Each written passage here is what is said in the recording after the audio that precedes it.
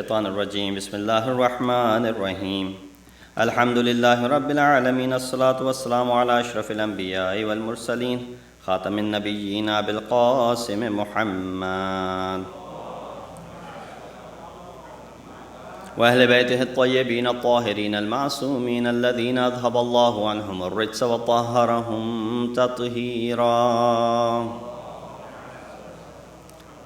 أما بعد فقد قال الله تبارك وتعالى وقوله الحق وهو أصدق القائلين بسم الله الرحمن الرحيم الزانية والزاني فاجلدوا كل واحد منهما 100 جلدة ولا تأخذكم بهما رأفة في دين الله إن كنتم تؤمنون بالله واليوم الآخر وليشهد عذابهما طائفة من المؤمنين. صلوات بيجي محمد وعلى محمد.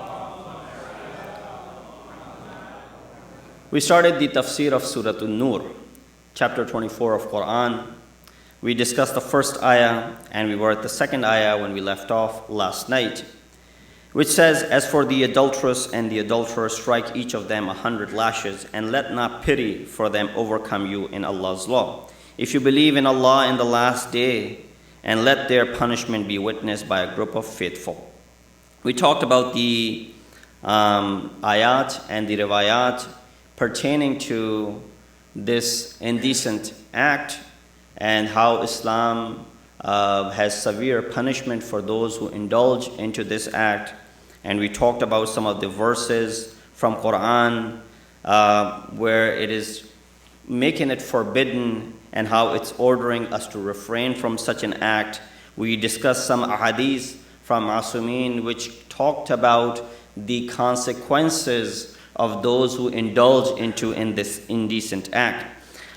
We left off when we were talking about a hadith from our eighth Imam, Imam Rida alayhi salatu wasalam, in which he mentioned a couple of reasons, and he said one is murder due to abortion after adultery, second, family structure is disturbed. And when Prophet was quoted, he replied by saying the zina has loss for mankind both in this world and in the hereafter. And he mentioned the losses in this world which were related to this nuraniyat, and the luminosity from insan is taken away, the beauty is taken away, it brings death closer to mankind, and it also ends up decreasing the sustenance. Second, in the hereafter, it is that you're left behind as far as the accountability is concerned. We're always queuing up in lines. Over here as well, at the time of iftar, and other places we're queuing up in lines, and we want to be the first one in that. So on the day of judgment, you want to be also ahead of everyone when it comes to accountability. Or well, some people might be actually want to be left behind because they are fearful of their actions. But nonetheless, it says you will be left behind at the time of accountability. In Qiyamah, recipient of the anger of Allah, and hell will be abode forever, khalidina fiha, not that for a little while and then you'll be transferred. So up until this point we discussed.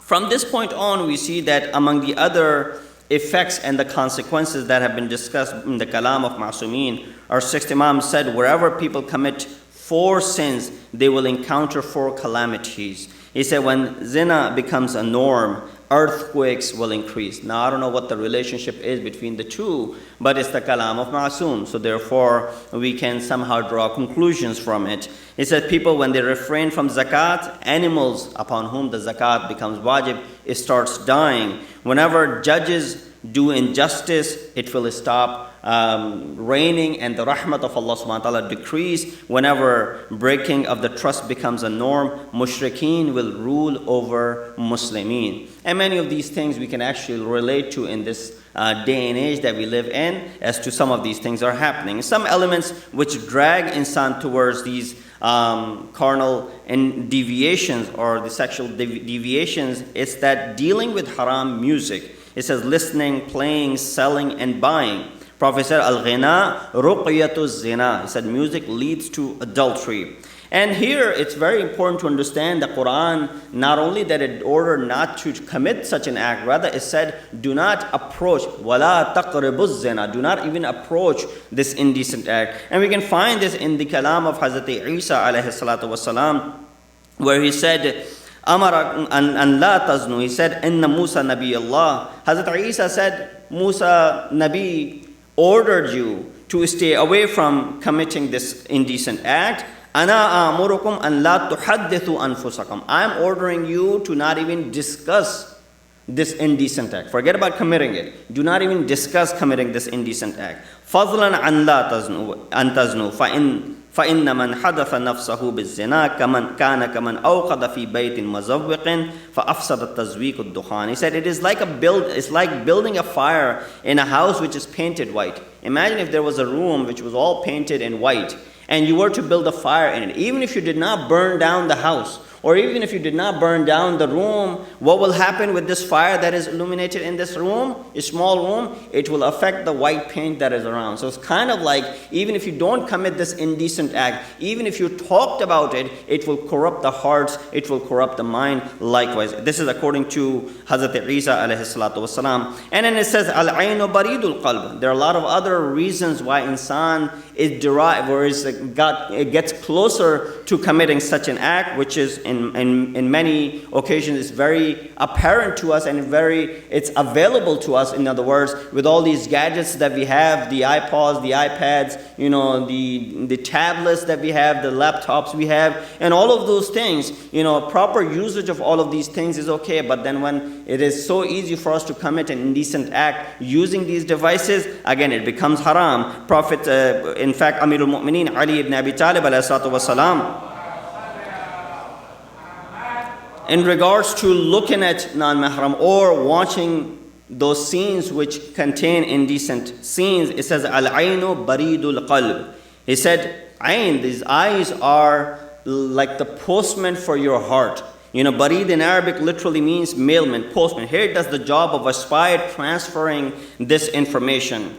And therefore there are many other ahadith from our Ma'asumeen which says, An-nadhru sahmun min siham iblis, and iblis masmumun. A stare is an arrow from the arrows of iblis thrown towards you, a stare which will be followed with a long grief, and so on and so forth. So we get the idea as far as how many different ways a person could be, basically allured towards this act. So we look at some of the messages that we derive from this particular verse. It says this carnal desires of the sexual freedom and illicit relations are forbidden in Islam, as can be derived from the verses Az-zaniyatu fajlidu. Whenever there's an act committed by such a person, fajlidu, you're going to go ahead and lash. Women's role in substantiating illicit relations is more than that of men. For that reason, the word zaniya appears before the word zani in this particular ayah. The adulteress came before the word adulterer. So on the contrary, man's role in theft is more prominent than that of women, and that is the reason in the ayah when we read as-sariqu was-sariqatu faqta'u aydiyahuma, it says in Surah Ma'idah, as for the thief, man or woman, cut off their hands. So in theft, man's role is prominent. Therefore, Allah subhanahu wa ta'ala discusses sariq before sariqah. And then in the other one, women's role is more prominent. Therefore, women are discussed before. Physical punishment of these perpetrators is for the sake of protecting the society and keeping them modest. Fourthly, both parties are treated equally in this crime. Fifthly, punishment must be set by the Creator who knows best for us. So it's not a punishment which is being laid down by some individuals and then later they change it because of their knowledge. When punishing the criminals, there shouldn't be any emotions which might lead to unnecessary pardon. وَلَا تَأْخُذْكُمْ بِهِمَا رَأْفَةٌ. So it's very clear in this ayah how Allah subhanahu wa ta'ala is saying the one who's taken out or carrying out this duty should not show any compassion or mercy towards them. And obviously we see that human rights activists and other activists come about at this point. Even animal rights activists and whatnot come about, whenever something like this is done, and they're always questioning the validity of the religious rulings. You might see people feel sad and show emotions when an animal is killed. How they are, you and I are the same way, because we don't want anyone getting butchered or killed. But, when they are eating the meat of the same animal, they're not feeling the pity at all while they're eating the meat of that animal. While they see this animal being killed or butchered, they show these sort of emotions. Deen is not just the name of salat and saum. Those who transgress the limits of Allah subhanahu wa ta'ala, punishing them is also part of religion. And that's why the later part of the ayah says, Fi deenillah, is strength and decisiveness in carrying out the punishment comes from the faith in the ma'ad and the mabda, the origination, where we came from and where we are headed, that is towards the end of mankind, and that is towards Qiyamah. That's why it says, In kuntum tu'minuna billahi wal yawmil akhir. If you were to believe in Allah and on the day of judgment. So the belief in both is equal together. Punishment of criminals must be a learning curve and a lesson for the rest of us. And that's why it says, وَلْيَشْهَدْ عَذَابَهُمَا. That let people witness the adhab that is being laid upon these individuals. Adulterer, aside from physical punishment, must go through this mental torture. That's why punishment must be public. That's why it says, وَلْيَشْهَدْ عَذَابَهُمَا طَائِفَةٌ. Fakhruddin Razi, among the Sunni Mufassirin, narrates a very interesting hadith from our Prophet Hazrat Muhammad Mustafa sallallahu alayhi wa sallam. He said, Yuta bewalin naqasa min al-hadd sawtan fayuqaluhu lima fa'alta dhak.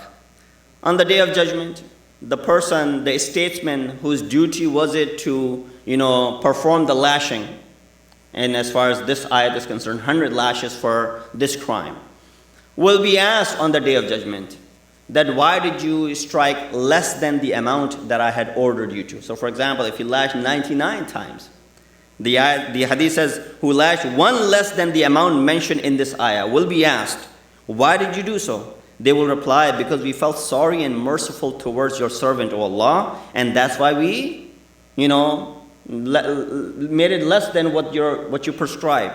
Allah will reply by saying, are you more compassionate towards my servants than I am? You have more mercy towards them? Are you more compassionate that you go ahead and decrease the adhab that I have set for them? I am more compassionate and I know what they deserve, and that's why that's what I have given to them. These people will be told to be taken away. Likewise, those statesmen who lash one more than the required amount. So 100 was required, they're lashed 101 times, they will be questioned, why did you do so? They will reply, so that we can keep them from disobeying you, O Allah, for the next time. Allah will reply by saying, are you more wise than I am, that the judgment, that the decree that I have designed, that you know more than me? And they will be also told to be taken away. So that's how important it is that when it concerns 100, it should be 100. It should not be anything less, should not be anything more. That's why I said, وَلْيَشْهَدْ عَذَابَهُمَا طَائِفَةٌ مِّنَ الْمُؤْمِنِينَ. That is an interesting phenomenon. Why does Allah want people to witness such an event? It says, وَلْيَشْهَدْ عَذَابَهُمَا. Let people see their adhab, طَائِفَةٌ مِّنَ الْمُؤْمِنِينَ. A group from the mu'mineen, not just, everyone, even the mu'mineen.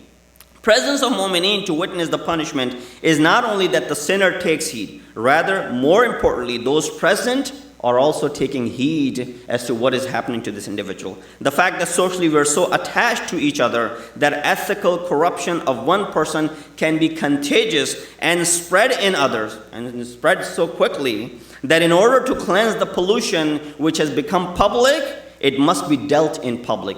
Because it's already public affair, it must be dealt in public. Having said that, the answer to the question as to why Islam permits a person to be humiliated in front of so many other people. Give him a punishment so that nobody finds out about it. Let him be punished, be in a prison or something of that sort. Why in public? Why is he being humiliated in public? As long as the sin was not public and didn't reach the Islamic court, Allah is sattarul uyub. He keeps a veil upon the sin and the sinners as well. Nobody finds out, and Allah, it will be between Allah and these individuals if Allah forgives them. But once the covers are removed and it comes out of the veil, there's a fear that people will take this sin for granted and it will corrupt others as well. And that is why it is to be performed in public, in the presence of mu'mineen and other people. This type of punishment must take place so that negative effects of the sin are alleviated from the society and the magnanimity, the azamat of the crime is reestablished. Because a lot of people, when they look at this crime, so another punishment. So what? This person gets to go to a jail for a year.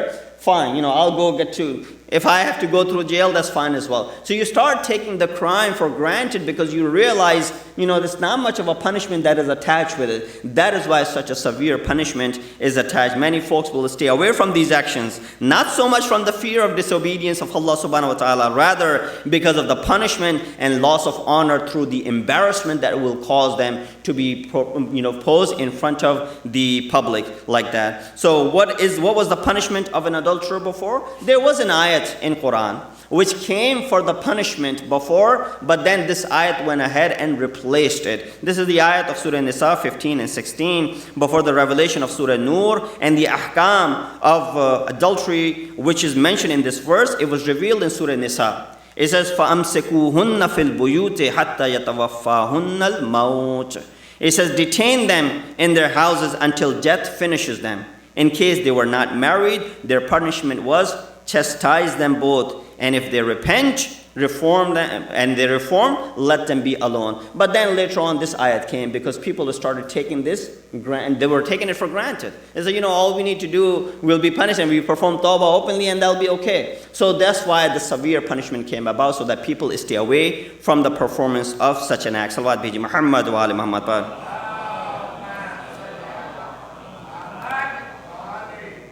Third ayah, I'll go through these verses very quickly because there's 64 ayat in this chapter and we're only on the third one. It says, الزاني لا ينكح إلا زانية أو مشركة والزانية لا ينكحها إلا زان أو مشرك وحرم ذلك على المؤمنين. It says the adulterer will not marry anyone but the adulteress, or an adulteress, and the adulteress will be married by none except those who are adulterer.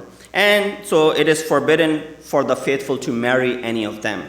And this, is this another law of Shariat? Or is it only referring towards the external and the internal, or rather the natural incident? And there's a debate between the commentators in regards to that. Some believe that the verse is only highlighting a reality that corrupted souls will always be inclined towards corrupted ones. And that's why it's saying the zani will always go towards the zani, and the adulterer will always go towards an adulteress. So points that we learn from this ayah, that in this verse, an adulterer is compared with a mushrik. Zaniya wa mushrika. Allahu Akbar. You see how Allah subhanahu wa ta'ala is comparing them. It says, aside from the physical and the social punishment, there must be other limitations for this individual. What are the other limitations? No one from the mu'mineen should approach them as far as marriage is concerned. Some tradition lean toward the fact that this verse is in reference to those who are known to commit this act. Otherwise, if an adulterer repents, tawbatun nusu, and really repents and asks for forgiveness, then obviously there's nothing wrong him in marrying anyone among the mu'mineen. We read in an authentic hadith by our sixth Imam Jafar al-Sadiq alayhi salatu wasalam, narrated by Zurara, who asked him about the tafsir of this verse of Surah Noor, verse number 2 and verse number 3, especially verse number 3 in regards to the adulterer being he can marry an adulteress, and likewise this verse, Imam said, points towards those men and women who are known for this act and were recognized by it. The one upon whom this punishment is carried out must be known for this indecent act, and it is not suitable for anyone to marry until they have openly repented. Our fifth Imam also stated that in this verse, Allah considered an adulterer opposite to a mu'min, which tells us that the adulterer is not a mu'min at the time when he's committing such an act. So you see how many different things are attached with it, which is stopping us from even approaching such an indecent act. Messages that we learn from this ayah. In marriage, compatibility is mandatory. Therefore, impure men and women are not suitable for pure men and women. So when you're looking for, suitable spouse, go for these values: purity, deen, religiosity, and so on and so forth, and not other things, because other things will be dissolved. Corrupted people in an Islamic society are deprived of some rights, like they're unable to marry those who are mu'min. Mu'min men and women should always look for chaste spouse. Why? Because the other kinds of spouses are harrama dhalika alal mu'minin. They're haram upon them. Fourth ayah says, وَالَّذِينَ يَرْمُونَ الْمُحْصَنَاتِ ثُمَّ لَمْ يَأْتُوا بِأَرْبَعَةِ شُهَدَاءَ فَاجْلِدُوهُمْ 80 جَلْدَةً وَلَا تَقْبَلُوا لَهُمْ شَهَادَةً أَبَدًا أُولَٰئِكَ هُمُ الْفَاسِقُونَ. Ayat number 4 is also the continuation of the previous two ayahs. Unfortunately, they're all talking about the concept of adultery, and because I've chosen to speak about this ayah, I have to go ahead through these particular ayat, but inshallah in the ayat to come, there will be more, although this is also a very important topic as far as our communities are concerned, because we're living in such society, and there should not be any shame in discussing these things so that we can understand the point of view that Islam has as far as these people are concerned. It says, as for those who accuse chaste women and do not bring 4 witnesses, strike them 80 lashes and never accept any testimony from them after that. They are transgressors. So yes, the concept is clear. When you find these individuals, those who committed such an act, what is their punishment? 100 lashes. But that can only be done when it's proven through 4 adil witnesses. And when there's not 4 adil witnesses, or when there are false accusations by only a few people, then right away they are also to be punished. 80 lashes must be given to those who are falsely accusing someone of an act of adultery. So although in the previous verses the discussion was about the punishment of adultery, but proving adultery is not an easy task. It's not easy. You need 4 witnesses. How in the world are you going to have 4 people who are adil watching that act and then come to court and bear witness about it? It's highly impossible. When it's highly impossible, such severe punishments are there. People are looking at such severe punishments without looking at the reality that how impossible it is for you to produce 4 witnesses. It's so impossible. How can you have 4 people? Because when mankind is created, at least in every human being, regardless of which culture or religious background they come from, they have at least this much shame in them that when they are doing this act, they're not doing it openly in public. It is something which is done in the covered areas, and therefore it's very difficult to produce 4 witnesses. Although we see that the previous verse was talking about adultery. This verse talks about those who accuse these people. If less than 4 come to the court, each of them must be lashed 80 times. Obviously, to keep the false accusers out of the equation, this punishment is there. No one would be willing to bear false witness if there was a punishment for them in it. So, I'll be very careful, because if I show up over there and there are not enough people bearing witness, then I will be punished as well. Only 20 lashes less than those who perpetrated the crime. So those who committed the crime, they get 100. I am falsely accusing them, I will be getting 80 in this regard. Or 6th Imam Ja'far al-Sadiq ﷺ said, in fact, this was one of those proofs that Imam had provided to Imam Abu Hanifa, that when he was doing qiyas, Imam said, which crime is more severe? Qatl or adultery? Murder or adultery? He replied by saying murder. Murder is bigger because you've taken someone else's life. In adultery, at least they're alive. Imam said, then why is it that Allah only prescribed 2 witnesses for murder case and 4 witnesses for the adultery case? If that was more important, there should be more witnesses over there and there should be less witnesses over here. He did not have any answer, obviously. Imam ﷺ just wanted to make a point by saying, do not do qiyas. Qiyas is the amal of shaitan, and therefore do not do qiyas when it comes to the fiqhi masail. He said, why do we have to? Then he replied by saying that when a murder case is resolved, 1 person is punished usually, but when an adultery is proven, 2 people are punished, man and woman who committed this act. And therefore when 2 people are punished, there are 4 witnesses required, and when there's only 1 person is punished, only 2 witnesses are required over there. Quran very clearly deterred false accusers in the cases of adultery by stipulating 80 lashes for false or incomplete testimony. It says Samaniyat jaldatan. This accusation is so severe that the punishment, the difference between the 2 punishments was only 20 lashes. The one who falsely accuses someone else of this act loses his credibility forever, because the ayat of Quran says, وَلَا تَقْبِلُوا لَهُمْ شَهَادَةً, but do not accept their shahadat after this shahadat that they have given, or they have given this false witness. Hadith from our 6th Imam says, إِذَا اتَّهَمَ الْمُؤْمِنُ أَخَاهُ إِنْمَاثِ الْإِيمَانِ مِنْ قَلْبِهِ كَمَا يَنْمَاثُ الْمِلْحُ فِي الْمَاءِ. He said, when a Muslim accuses another Muslim for that which he didn't do, not just this act, any other act, his faith melts or dissolves in his heart the way salt dissolves in water. In other words, when salt dissolves in the water, there's no remnants of the salt anymore.